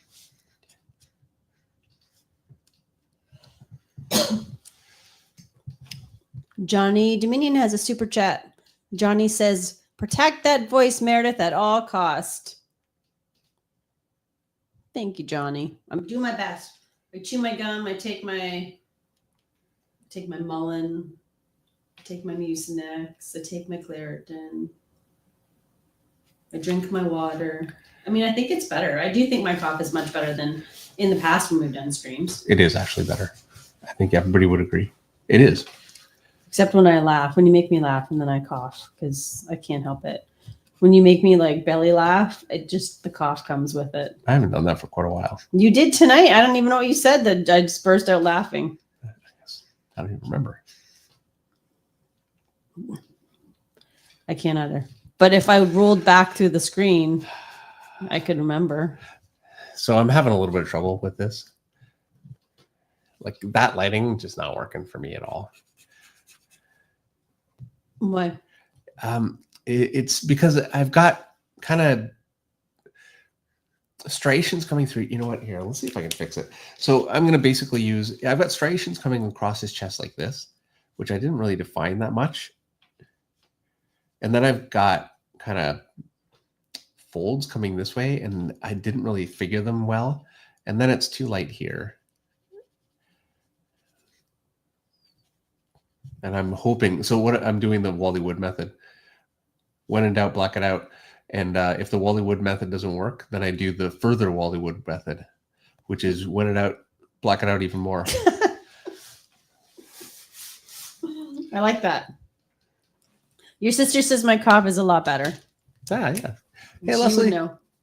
Hi, Leslie. Also, people are asking how to do artist studies. Like if you were like, do an artist study. If I was going to do an artist study, I would take that artist book and I would try to copy like an image from the book. Okay. Is that what you suggest for an artist study? Yeah, so I have a couple of artist study streams, which you can find on my channel. And that's exactly what we do. So for me to give you an example right now it would take a while. I could show you how, you know what, let me just do this. I'll show you how I'll do, I still have this on my desk from last week. Here we go. We're going to do a study of this. And I'm going to do really simple. And really quickly. Because we don't have too much time. And this minutes. is a problem with having my face there. All right. So I've got my head here. I'm just going to go with a really simple ball because I'm just getting it established. My shoulder's kind of here. I'm almost more worrying about just getting just really general placement. There's bottom of my chest. My shoulder is here. I want to keep this really, really simple. My arm extends out this way. I think my elbow is going to be just about there. My hand's going to be just about there. I'm not even going to worry about it yet. And I've got my pelvis here. And then my leg is going to come out here. And then I'm just going to make a ball for the knee. And then my lower leg here. And I've got a foot here. So there you go. And then the back leg is kind of hidden. So I'm just going to pretend it doesn't exist because it's not in the picture. And there you go. Now he's got his other arm coming out here. The forearm is here. And his hand is here. Drawing the hand, I kind of want to establish a proper neck and make that head. If you just cheat heads like that all the time, you'll end up with weaknesses that you don't want. So you want to establish a neck and get that head kind of attached properly. And so there you go. I can make this a little bit more, capture a little more detail. But I did it really simply first. Now I'm capturing just a little bit more. And for the purposes of this, I'm going to leave it at that. Now what I want to do, I'm going to cover what I just drew. I'm going to try and draw it again. So I had the head kind of here. I had my body kind of coming off of it like this. My arm was back. Hopefully I have enough room here. Kind of like that. My other arm, I remember, came out like this. I had a hand here, hips. So yeah, this won't be perfect because I'm doing it from memory. But this is where I really internalize the figure. There, I get a lot out of it. This is where it becomes mine, and I really internalize it. If I can do this well, this is my figure now. I've stolen it. And I can break this out anytime I need to when I'm drawing a page. This is how you do artist studies at the most simple level. As it gets more complex, you're doing the same thing. It's just more complex. You worry about, like draw an arm from, Frank Frazetta. And if you can do it again on your own without looking at anything, that's yours now. You can draw an arm like Frank Frazetta. So there you go. There's my figure, kind of done on my own. And let's see how close I am. Pretty close. Head's at a bit of an angle. But yeah, not bad. And yeah. So that's really how you do it. Do hundreds of those. You'll be a very different artist. And then, see if you can pick up more of his detail and try and do it again on your own. It doesn't have to be perfect. That's not the point. The point is learning. And that is the easiest way to learn. Extreme maybe has a joke. Okay. Hey, Dave, I told my wife to embrace her mistakes. She gave you a hug. Yeah. See, I got that one. Yeah, you're fast on that one. That's my favorite joke now. Yeah, you're going to tell everybody that one now. Bond James. Oh, sorry. I got to read this properly. Bond. James Bond. 4005. Not 007, but 4005. Love how down to earth you two are. I really like to get a portfolio review. How can I be a part of the next one? I missed out the first time. We will have information when we're gearing up to do that. It's going to be in the new year. It's going to be in the new year, but sometime, it's going to be early in the new year. I'd like to do it soon. February. So, maybe, you know what? I'd like to try for January. We just got started on Monday Night Draw, and then we're going to take a break for Christmas in February. Last of January. Okay. Last Monday of January. There you go. Last Monday. Yeah. Tentatively, last Monday of January. That's a compromise. That's what we call a compromise. Right. What we'll do is we'll put something up in the community section. January 26th. The community section, by the way, is always Eric Grove. So, when you're on there, be extra nice. Be sure to yell at Eric. He loves it. Because he really manages it. Eric thrives on people being mean to him. So. Oh yeah, he loves it. He loves that. Don't do it. He won't. If he quits, I'm screwed. Yeah. Don't be mean to him. Anyway, yeah. So that we'll have that up beforehand, and so you'll get all the information you need. Meredith wanted to do some kind of a draw system. You know what? We'll talk about it because. I think it's a good idea. It's totally fair that way. Like I'm not seeing it, but I also don't really know, and I haven't really. Well, we did that like when we did the giveaways. Yeah, what we did with the giveaways, and Eric knows what I'm saying. Everybody who was active in the chat, right? Then you do the drum roll, and then you pull the name, and somebody wins a prize, and that prize this time is Dave's going to look at your portfolio. And then you can send them a link. Like, how did you do it last time?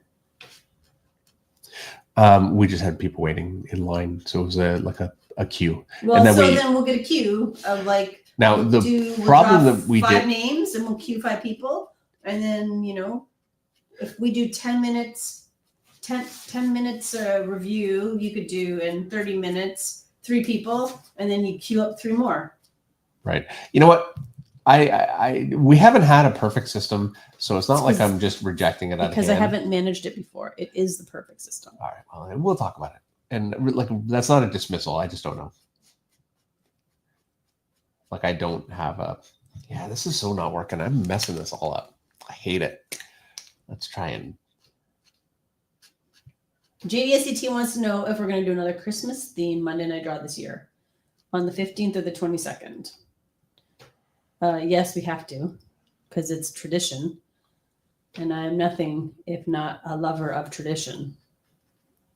And I feel like the 22nd seems appropriate. Don't you? Yeah. We'll have to figure out what we're going to do. What a mess. But then we're not going to stream on the 29th. We're going to take off the Monday between Christmas and New Year's because everybody gets a holiday. I'm just putting that out there now, David. I think people can understand that.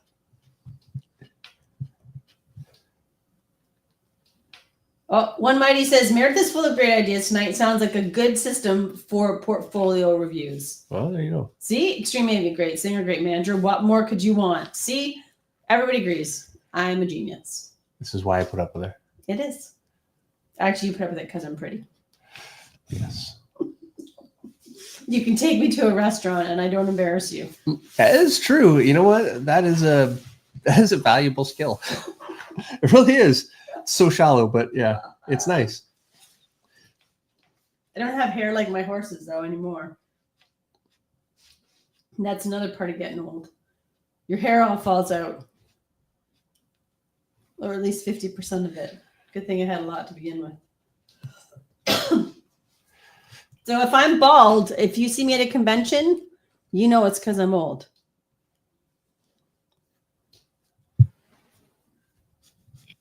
David, no comment?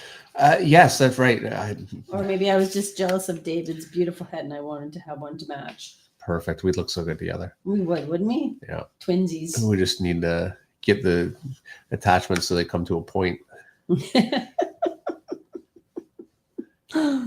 We could get those little, the little like suction cups. Cone heads. Like my thoughts would be Vulcans. My thoughts to your thoughts. Oh my gosh. Okay. Let's My stop mind now. to your mind. Thank you, Tuvok. He wasn't the first. I don't care. Tuvok is the best Vulcan. You like him better than Spock? Yeah. But you know what? I'm biased because we're watching Voyager right now. We're watching Voyager right now, and we've seen it before. It's not the first time we've watched it.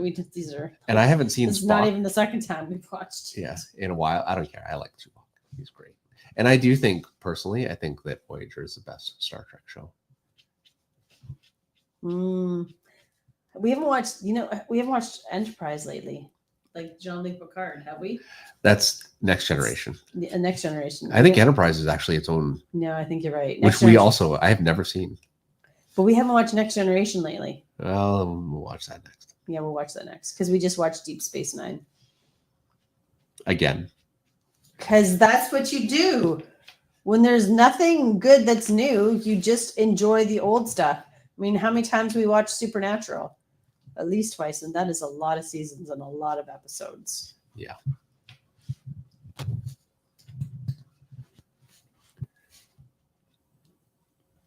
David, you have 7 minutes left. I'm doing all right. Do you think you'll be able to get Bane done in 7 minutes? Close enough. Actually, yeah. I do love your Bane, by the way. Oh, thank you. He's fun. I love Bane. Tom King was so good to me. We did Bane together. Well, we did Batman together. Yeah. And he had his own ideas of what he wanted to write. It's not like he just, hey, whatever you want to draw, he wrote his own story, but he so much was aware of what I wanted to do and talked to me about it. Yeah, he did. He wrote for you. And so I got to draw like issue after issue of Bane beating the heck out of Batman. I had so much fun. That was great. So listen, I've got a few comments. Galaxy Quest is the best Star Trek. Oh, you know what? I can't even argue that. But that's just a movie. Oh, no. It's got, what, you'd love it. It's got Sigourney Weaver, Tim Allen. Oh, no. Yes. No. Stop. No. No, I love that. I know what you're talking about. No. I love Galaxy Quest. And not great like stuff. It's fine, but it's fine. Like it's not, those kinds of like comedies aren't really my thing. You didn't like the Orville. Pardon? You didn't like the Orville. The Orville? The Orville? You know what I'm talking about? Was Seth MacFarlane? No, I didn't like that either. And I liked that. I was enjoying it. So there you go. It's not my thing. No. It's not my style of comedy. Well, I Orville's don't- different, but yeah. whatever. Farscape is also worth a watch if you enjoy sci-fi, says Corruption. Have we seen that? I have not seen that. I don't know that we have. Well, we need to see if we can find it. Stream maybe says we'd like the Ormo. I didn't like it. Yeah, and I did. I don't know why I didn't like it, Like but you're I didn't like not it. wrong. It was good. She just I didn't like it. didn't like it, and when that I happens, think you know what the problem is. Seth MacFarlane's voice. because you just hear Brian. It's just Family Guy. When I listen to him talk, the voice doesn't match the person, and I know it's his voice, and I'm sorry, Seth MacFarlane. I know you're not listening. I'm sorry, but the voice is it's like a cartoon voice. It's my Family Guy, Brian and Peter voice. So yeah, I couldn't get past it. Ruined a good show for me because of it. Well, you can watch it on your own. You got your own life. Except you know me, I won't. You got Basically, two when you don't like a TVs. show, I just move on. It's So not worth it. We're gonna try the Farscape. Okay. You know what I haven't watched is Firefly, and I feel like that's one we should watch too. I've heard a lot about it. I have not seen it. Nathan, I think that's Nathan Fillion, right? I don't know. Well, I'm going to say it is until the stream tells me that I'm wrong. So there you go. That's how life works around here. I just say it, and it's so. Nathan Fillion is Green Lantern and the Rookie and nothing else. No, he's from what was that TV show that we watched? The Rookie. Oh yeah, you said The Rookie, I right? said the Rookie. You got to watch Firefly. Kyle Armageddon says yes. You got to watch Firefly, and yes, it's Nathan Fillion. See, I'm always right until I'm wrong about being right. Alison McGlone says I have the hard sci-fi idea if you want to do it. Okay. She doesn't like us anymore though because of the Star Trek comments. That's fair. So she's not going to give us her advice? No, because she doesn't like us anymore. Well, we had it coming.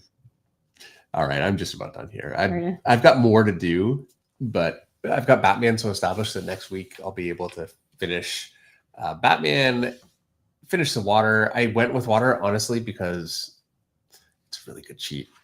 And you don't have to draw feet that way. I don't know. Well, yes. That's why we all know it. You don't have to draw feet. Yeah. And you can't draw feet, but we know you can draw feet. Well, and it's more interesting than doing rubble on the bottom of every single picture, which I also do a lot. It's like such a trope of. You don't want to get to the point where your art is just a collection of tropes. No. Anyway, so yeah, I'm going to go ahead and wrap it up there. Hold on. I got one more super chat. Don't super chat anymore. This is our last one from Nick Beatrice. Nick says, I just needed to say I'm such a huge fan of yours, David. I hope you both have a Merry Christmas. Well, you too. Thank you very much, Nick. Thank I really you so appreciate much, it. Nick. Yeah, absolutely. Come back next week. Don't go away yet, Nick. Don't go away. Come back. Yeah, it's too early to say Merry Christmas. Yes, hopefully we'll see you guys in the next. We only will say Merry Christmas on December 22nd when we do our Merry Christmas stream. We got to figure out what you're drawing. I know. Well, all right. We'll figure it out. All right, I'm gonna wrap it up there. 8:58. Excellent timing. See, there you go. And yeah. Nick says he'll be back. Great. All right. All right. Thank you, everybody. Have a great week. We will see you next week. And yeah, we'll be drawing Batman, which should be a lot of fun and bring this whole thing together. Hopefully, I think it'll be quick. All right. Oh, that'd be great. Good night, everyone. Good night, everybody.